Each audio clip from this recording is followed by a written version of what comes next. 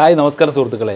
ഇന്ന് നമ്മൾ ചർച്ച ചെയ്യാൻ പോകുന്നത് ലോകമെങ്ങും ആശങ്കയുടെ കരുനിഴൽ വീഴ്ത്തിക്കൊണ്ടിരിക്കുന്ന ചരിത്രപരമായ കാരണങ്ങളാൽ സങ്കീർണമായ ഇറാൻ ഇസ്രയേൽ സംഘർഷത്തെക്കുറിച്ചാണ്.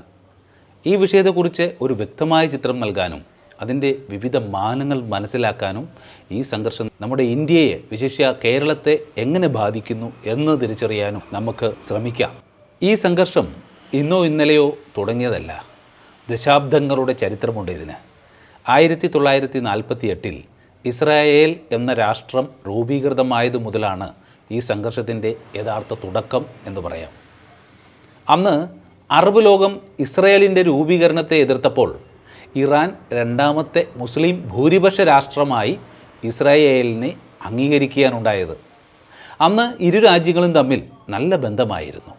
എന്നാൽ 1979 ഇറാനിയൻ വിപ്ലവത്തോടെയാണ് കാര്യങ്ങൾ മാറിമറിയുന്നത്. ഇറാനിൽ ഇസ്ലാമിക ഭരണം വന്നതോടെ ഇസ്രായേലിനോടുള്ള നിലപാട് സമൂലമായിട്ട് മാറി. ഇസ്രായേലിനെ ഒരു ക്യാൻസർ ട്യൂമർ എന്നാണ് ഇറാൻ്റെ പരമോന്നത നേതാവ് ആയത്തുള്ള അലി ഖൊമേനി വിശേഷിപ്പിച്ചത്. ഇതോടെ സൗഹൃദം ശത്രുതയ്ക്ക് വഴിമാറിയെന്ന് നമുക്ക് പറയാം. ഈ സംഘർഷത്തിന് മതപരവും രാഷ്ട്രീയവുമായ അനേകം കാരണങ്ങളുണ്ട്. മതപരമായ കാരണങ്ങൾ നോക്കുകയാണെങ്കിൽ ഇസ്രായേൽ ജൂതരാഷ്ട്രമാണ്, നിങ്ങൾക്കറിയാം. ഇറാൻ ഷിയ ഇസ്ലാമിക രാഷ്ട്രവും. വിശുദ്ധ നഗരമായ ജെറുസലേം ഇരുവർക്കും വളരെ പ്രധാനമാണ്. പാലസ്തീൻ വിഷയത്തിൽ ഇറാൻ്റെ നിലപാടുകൾക്ക് മതപരമായ ഒരു മാനമുണ്ട്. രാഷ്ട്രീയ വശം നോക്കുകയാണെങ്കിൽ ഇസ്രായേലിനെ ഒരു രാജ്യമായി അംഗീകരിക്കാൻ ഇറാൻ തയ്യാറല്ല എന്നുള്ളതാണ്. ഇസ്രായേലിൻ്റെ നിലനിൽപ്പിനെ അവർ തങ്ങളുടെ ഭീഷണിയായാണ് കാണുന്നത്. പശ്ചിമേഷ്യയിൽ ആധിപത്യം സ്ഥാപിക്കാനുള്ള ഇറാനും ഇസ്രായേലും തമ്മിലുള്ള മത്സരം ഈ സംഘർഷത്തിൻ്റെ ഒരു പ്രധാന കാരണം തന്നെയാണ്. സിറിയ, ലെബനൻ, ഗാസ, യമൻ എന്നിവിടങ്ങളിൽ ഇറാൻ പിന്തുണയ്ക്കുന്ന ഹിസ്ബുള്ള, ഹമാസ്, ഹൂതി തുടങ്ങിയ സംഘടനകൾ ഇസ്രായേലിനെതിരെ ആക്രമണങ്ങൾ നടത്തുന്നത് ഇതിന് ഉദാഹരണമാണ്. ഇതൊരു തരം പ്രോക്സി യുദ്ധമാണ്, പ്രോക്സി വാർ. ഇറാൻ്റെ ആണവ പദ്ധതി ഇസ്രായേലിൻ്റെ പ്രധാന ആശങ്കയാണ്. ഇറാൻ ആണവായുധങ്ങൾ നിർമ്മിക്കുന്നത് തങ്ങളുടെ നിലനിൽപ്പിന് ഭീഷണിയാണെന്ന് ഇസ്രായേൽ കരുതുന്നു. ഈ ആണവ പദ്ധതിയെ തടയാൻ ഇസ്രായേൽ പലപ്പോഴും രഹസ്യ ആക്രമണങ്ങളും സൈബർ ആക്രമണങ്ങളും ഒക്കെ നടത്തിയിട്ടുണ്ട്. ഇറാനിലെ പ്രമുഖ ആണവ ശാസ്ത്രജ്ഞരെ ഈയിടയ്ക്ക് വധിച്ചതും ഇതിൻ്റെ ഒരു ഭാഗമാണ്. സംഘർഷത്തിലെ പ്രധാന സംഭവങ്ങളൊക്കെ എടുക്കുകയാണെങ്കിൽ ഈ സംഘർഷം പലപ്പോഴും നേരിട്ടുള്ള ഏറ്റുമുട്ടലുകളായി മാറിയിട്ടുണ്ട്. സമീപകാലത്ത് നടന്ന ചില പ്രധാന സംഭവങ്ങൾ നോക്കാം നമുക്ക്. സിറിയയിൽ ഇറാൻ്റെ സൈനിക താവളങ്ങൾക്കും ഇറാൻ പിന്തുണയുള്ള മിലിഷ്യകൾക്കും നേരെ ഇസ്രായേൽ പലപ്പോഴും വ്യോമാക്രമണങ്ങളൊക്കെ നടത്തിയിട്ടുണ്ട്. ഇറാൻ്റെ ആണവ പദ്ധതിയുടെ സൂത്രധാരനായിരുന്ന മൊഹസൻ ഫക്രിസാദയെ പോലുള്ളവരെ വധിച്ചത് ഇറാൻ ഇസ്രായേൽ സംഘർഷത്തിൻ്റെ നേരിട്ടുള്ള പ്രത്യാഘാതമായിരുന്നു സുഹൃത്തുക്കളെ. 2024 ഏപ്രിലിൽ സിറിയയിലെ ഡമാസ്കസിലെ ഇറാനിയൻ നയതന്ത്ര കാര്യാലയത്തിന് നേരെ ഇസ്രായേൽ നടത്തിയ ആക്രമണത്തിൽ ഇറാനിയൻ സൈനിക ഉദ്യോഗസ്ഥർ ഉൾപ്പെടെ വളരെയധികം പേരാണ് കൊല്ലപ്പെട്ടത്. ഇതിന് തിരിച്ചടിയായി ഇറാൻ ഇസ്രായേലിലേക്ക് നൂറുകണക്കിന് ഡ്രോണുകളും മിസൈലുകളും അയച്ചു.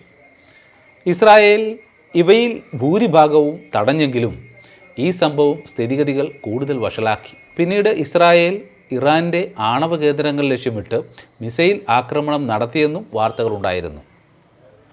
നമുക്ക് മറ്റു രാജ്യങ്ങളുടെ പങ്ക് എന്തൊക്കെയാണ് എന്ന് നോക്കിക്കഴിഞ്ഞാൽ ഈ സംഘർഷം കേവലം ഇറാനും ഇസ്രായേലും തമ്മിലുള്ളതല്ല.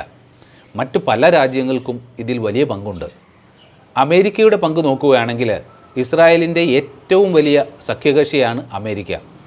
ഇസ്രായേലിന് സൈനികമായും സാമ്പത്തികമായും വലിയ പിന്തുണ നൽകുന്നത് അമേരിക്കയാണ്. ഇറാനെതിരെ ഉപരോധങ്ങൾ ഏർപ്പെടുത്തുന്നതിലും അമേരിക്കയ്ക്ക് വലിയ പങ്കുണ്ട്. ഇറാൻ ഇസ്രായേൽ സംഘർഷം രൂക്ഷമാകുമ്പോൾ അമേരിക്കയുടെ നിലപാടുകൾ നിർണായകമാകാറുണ്ട്. സൗദി അറേബ്യയും മറ്റ് അറബ് രാജ്യങ്ങളുടെയും പങ്ക് ഇതിലെന്താണ് എന്ന് നമ്മൾ ചിന്തിക്കുകയാണെങ്കിൽ ഇറാനെ ഒരു ഭീഷണിയായി കാണുന്ന സൗദി അറേബ്യയും UAE പോലുള്ള ചില അറബ് രാജ്യങ്ങളും ഇസ്രായേലുമായി അടുക്കാൻ ശ്രമിക്കുന്നുണ്ട്. ഇത് ഇറാനെ കൂടുതൽ ഒറ്റപ്പെടുത്താൻ കാരണമാക്കുന്നു. എങ്കിലും പാലസ്തീൻ വിഷയത്തിൽ ഈ രാജ്യങ്ങൾക്ക് അറബ് ലോകത്തെ പൊതുവായ നിലപാടുകളുണ്ട് എന്നുള്ളതാണ് ശ്രദ്ധേയമായ വിഷയം. റഷ്യയുടെയും ചൈനയുടെയും ഒക്കെ പങ്ക് എന്താണെന്ന് നോക്കുവാണെങ്കിൽ ഇറാനെ ഒരു പരിധിവരെ റഷ്യയും ചൈനയും പിന്തുണയ്ക്കുന്നുണ്ട് എന്നുള്ളതാണ്. ഇറാനുമായി സൈനിക സാങ്കേതിക വിദ്യകൾ കൈമാറ്റം ചെയ്യുന്നുണ്ടെന്നും റിപ്പോർട്ടുകളുണ്ട്. ഈ രാജ്യങ്ങൾ സംഘർഷം ലഘൂകരിക്കാൻ നയതന്ത്രപരമായ ശ്രമങ്ങൾ നടത്തണമെന്ന് ആവശ്യപ്പെടാറുണ്ട്. ഇതിൽ യൂറോപ്യൻ യൂണിയൻ്റെ പങ്കെന്താണെന്ന് നമ്മൾ ചിന്തിക്കുകയാണെങ്കിൽ സംഘർഷം ലഘൂകരിക്കാനും നയതന്ത്ര പരിഹാരങ്ങൾ കണ്ടെത്താനും യൂറോപ്യൻ യൂണിയൻ ശ്രമിക്കാറുണ്ട്. നിലവിലെ സാഹചര്യം എന്താണെന്ന് നമുക്ക് പരിശോധിക്കാം. നിലവിൽ ഇറാൻ ഇസ്രായേൽ സംഘർഷം ഒരു പ്രോക്സി യുദ്ധത്തിൽ നിന്ന് നേരിട്ടുള്ള ഏറ്റുമുട്ടലുകളിലേക്ക് മാറിയിരിക്കുന്നു എന്നതാണ് വസ്തുത. ഇരു രാജ്യങ്ങളും പരസ്പരം ശക്തമായ മുന്നറിയിപ്പുകൾ നൽകുന്നു. ആഗോള ശക്തികൾ സംയമനം പാലിക്കാൻ ആവശ്യപ്പെടുന്നുണ്ടെങ്കിലും മേഖലയിൽ സംഘർഷ സാധ്യത നിലനിൽക്കുകയാണ് സുഹൃത്തുക്കളെ. ഇറാൻ്റെ ആണവശേഷി, ഇസ്രായേലിൻ്റെ സൈനിക ശക്തി, മറ്റ് രാജ്യങ്ങളുടെ ഇടപെടലുകൾ എന്നിവയെല്ലാം ഈ സാഹചര്യത്തെ സങ്കീർണമാക്കുകയാണ്. ഇസ്രായേൽ തകരുന്ന ഒരു അവസ്ഥ വന്നാൽ ആണവായുധം പ്രയോഗിക്കാൻ പോലും അവർ മടിക്കില്ലെന്ന് പല വിദഗ്ധരും അഭിപ്രായപ്പെടുന്നു. ഇതിൻ്റെ ആഗോള പ്രത്യാഘാതങ്ങൾ എന്തൊക്കെയാണ്, ഗ്ലോബൽ ഇമ്പാക്റ്റ് എന്തൊക്കെയാണെന്ന് നോക്കുകയാണെങ്കിൽ ഈ സംഘർഷം കേവലം പശ്ചിമേഷ്യയിൽ ഒതുങ്ങുന്ന ഒന്നല്ല. അതിന് ആഗോളതലത്തിൽ വലിയ പ്രത്യാഘാതങ്ങളുണ്ട്. ഒന്നാമത്തേത് എണ്ണവില വർധനവാണ്. പശ്ചിമേഷ്യ ലോകത്തിലെ പ്രധാന എണ്ണ ഉൽപ്പാദക മേഖലയാണ്. സംഘർഷം രൂക്ഷമായാൽ എണ്ണ വിതരണം തടസ്സപ്പെടുകയും ആഗോളതലത്തിൽ എണ്ണവില കുതിച്ചുയരുകയും ചെയ്യും. ഇത് ലോക സമ്പദ് വ്യവസ്ഥയെ ഗുരുതരമായി ബാധിക്കും. വാണിജ്യ തടസ്സങ്ങളുണ്ടാകും. ഹോർമൂസ് കടലെടുക്ക് പോലുള്ള പ്രധാന വാണിജ്യപാതകൾക്ക് ഭീഷണിയാകാൻ ഈ സംഘർഷത്തിന് കഴിയും. ഇത് ആഗോള വ്യാപാരത്തെ തടസ്സപ്പെടുത്തും. ഭക്ഷ്യസുരക്ഷയാണ് അടുത്ത പ്രധാനപ്പെട്ട കാര്യം. എണ്ണവില വർധനവ് ഗതാഗത ചെലവുകൾ വർദ്ധിപ്പിക്കുകയും ഭക്ഷ്യവസ്തുക്കളുടെ വിലക്കയറ്റത്തിന് കാരണമാവുകയും ചെയ്യും. ഇത് ലോകത്തിലെ ദരിദ്ര രാജ്യങ്ങളെ ഗുരുതരമായി ബാധിക്കും എന്നുള്ളതാണ്. കൂടാതെ അഭയാർത്ഥി പ്രവാഹം ഒരു വലിയൊരു പ്രശ്നമാണ്. സംഘർഷം രൂക്ഷമായാൽ പുതിയ അഭയാർത്ഥി പ്രവാഹങ്ങൾക്ക് സാധ്യതയുണ്ട്. പിന്നെയുള്ളത് ആണവായുധ ഭീഷണിയാണ്. ഇസ്രായേൽ ആണവായുധങ്ങൾ കൈവശം വെച്ചിട്ടുണ്ടെന്നും ഇറാൻ ആണവായുധം നിർമ്മിക്കാൻ ശ്രമിക്കുന്നു എന്നതുമുള്ള ആശങ്കകൾ ആഗോള ആണവായുധ ഭീഷണി വർദ്ധിപ്പിക്കുകയാണ്. ഇന്ത്യയിലും പ്രത്യേകിച്ച് കേരളത്തിലൊക്കെ നമുക്കുണ്ടാകുന്ന പ്രത്യാഘാതങ്ങൾ എന്തൊക്കെയാണെന്ന് നോക്കുകയാണെങ്കിൽ ഇന്ത്യയും വിശിഷ്യ നമ്മുടെ കേരളത്തെയും ഈ സംഘർഷം എങ്ങനെയാണ് കാര്യമായി ബാധിക്കുന്നതെന്ന് നമുക്ക് നോക്കാം. ഇന്ധന വിലയുടെ വർധനവാണ് നമ്മളെ കാര്യമായി ബാധിക്കുന്ന ഒന്ന്. ഇന്ത്യയുടെ എണ്ണ ആവശ്യകതയുടെ 85% ഇറക്കുമതി ചെയ്യുന്ന രാജ്യമാണ് നമ്മൾ. എണ്ണവില വർദ്ധിക്കുന്നത് ഇന്ത്യയിൽ ഇന്ധനവില കുത്തനെ ഉയരും. ഇത് നിത്യോപയോഗ സാധനങ്ങളുടെ വിലക്കയറ്റത്തിനും പണപ്പെരുപ്പത്തിനും കാരണമാകും. കേരളത്തിൽ സാധാരണക്കാരുടെ ജീവിത ചെലവ് ഗണ്യമായി വർദ്ധിക്കാൻ ഇത് ഇടയാക്കും. പ്രവാസികളെ എങ്ങനെയാണ് ഇത് ബാധിക്കുന്നു എന്ന് നോക്കിയാൽ ഗൾഫ് രാജ്യങ്ങളിൽ ലക്ഷക്കണക്കിന് മലയാളികളടക്കമുള്ള ഇന്ത്യക്കാരുണ്ട്. സംഘർഷം രൂക്ഷമായാൽ അവരുടെ സുരക്ഷ ആശങ്കയിലാകും. തൊഴിൽ നഷ്ടങ്ങൾ, നാട്ടിലേക്ക് മടങ്ങേണ്ടി വരുന്ന സാഹചര്യം എന്നിവയെല്ലാം കേരളത്തിൻ്റെ സമ്പദ് വ്യവസ്ഥയെ ഗുരുതരമായി ബാധിക്കും എന്നുള്ളതാണ്. ഗൾഫിൽ നിന്നുള്ള വരുമാനം കേരളത്തിൻ്റെ സമ്പദ് വ്യവസ്ഥയിൽ വലിയ പങ്ക് വഹിക്കുന്നുണ്ട്. വാണിജ്യത്തെ എങ്ങനെ ബാധിക്കുന്നു എന്ന് നോക്കിയാൽ പശ്ചിമേഷ്യയുമായി ഇന്ത്യക്കും കേരളത്തിനും വലിയ വാണിജ്യ ബന്ധങ്ങളാണുള്ളത്. ഈ സംഘർഷം ഈ ബന്ധങ്ങളെ പ്രതികൂലമായി ബാധിക്കും. പ്രിയമുള്ളവരെ, ഇറാൻ ഇസ്രായേൽ സംഘർഷം ഒരു സങ്കീർണമായ പ്രശ്നമാണ്. അതിന് ചരിത്രപരവും മതപരവും രാഷ്ട്രീയവുമായ അനേകം കാരണങ്ങളുണ്ട്.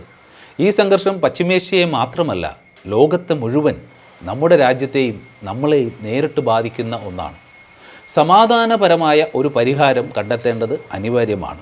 സൈനിക നടപടികളേക്കാൾ നയതന്ത്രപരമായ ചർച്ചകൾക്കും സമാധാന ശ്രമങ്ങൾക്കുമാണ് ഇവിടെ പ്രസക്തി. ലോകരാജ്യങ്ങൾ ഒരുമിച്ച് നിന്ന് ഈ വിഷയത്തിൽ ക്രിയാത്മകമായ ഇടപെടലുകൾ നടത്തേണ്ടത് കാലഘട്ടത്തിൻ്റെ ആവശ്യമാണ്. മനുഷ്യജീവനും സമാധാനപരമായ സഹവർത്തിത്വവുമാണ് പരമപ്രധാനം എന്ന് നമുക്ക് മറക്കാതിരിക്കാം. പുതിയൊരു വീഡിയോയിൽ മറ്റൊരു വിശേഷവുമായി കാണുന്നവരെ this is Praveen Sreethankam. Take care. Bye bye.